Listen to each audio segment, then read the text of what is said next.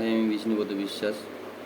আজ কি বলবো, চামড়ার কোন স্থানে সুইচটি প্রয়োগ করবেন এবং ট্যাটু করা হয়ে গেলে কী কী করণীয়।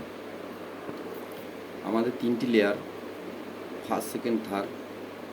ধরুন আপনি কাজ করছেন 0.5 mm, তবে 0.5 mm যদি কাজ করেন ট্যাটুটি আপনার অস্পষ্ট হয়ে যাবে, আবছা হয়ে যাবে, ফ্যাকাশে হয়ে যাবে, দেখতে ভালো লাগবে না। আপনি যদি 1 mm কাজ করেন খুব সুন্দর হবে ট্যাটুটি এবং উজ্জ্বল হবে, সুন্দর। সবচেয়ে বেটার অপশান 1 mm, মানে সেকেন্ড লেয়ারে।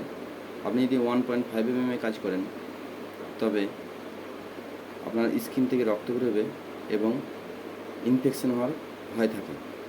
যাই হোক, এরপর বলবো, প্রথমত যারা যে ট্যাটু বানাবেন সে হয়তো আপনাকে একটি ক্রিম দেবে, ক্রিম ব্যবহার করার জন্য। কেউ হয়তো এখন ভেজিলিন ব্যবহার করছেন, 3-4 বার হয়তো বলবেন যে লাগাতে। আমি বলবো খুব বেশি ভেজিলিন ব্যবহার করবেন না, এতে রঙটি বেরিয়ে আসতে পারে।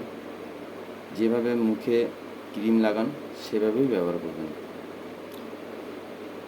আপনি সমুদ্রের জল, ঠান্ডা জল বা গরম জল ব্যবহার করবেন না এবং বেশি করে ক্রিম লাগাবেন না। যেভাবে মুখে ক্রিম লাগান সেভাবেই লাগাবেন। চান করার সময় ট্যাটু স্থানে বেশি করে ভেজিলিন লাগাবেন। ভেজিলিন যদি লাগান, মনে করেন এই স্থানে ট্যাটু করা আছে, বেশি করে যদি ভেজিলিন লাগান জলটি এর ওপর থেকে চলে যাবে, ট্যাটুর কোনো ক্ষতি হবে না। চান করা শেষ হয়ে গেলে যে বেশি করে ভেজিলিন লাগানো ছিল সেই স্থানে সুতির কাপড় বা টিস্যু দিয়ে সেই বেশি যে ভেজিলিনটি আলতোভাবে তোলার চেষ্টা করুন। সূর্যের আলো থেকে ট্যাটুকে বাঁচান।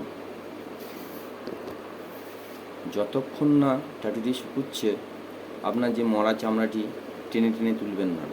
তাতে কী হবে, আপনি মরা চামড়াটি তুললে ওই ট্যাটু স্থান থেকে কালিটি বের হয়ে যাওয়ার সম্ভাবনা থাকে।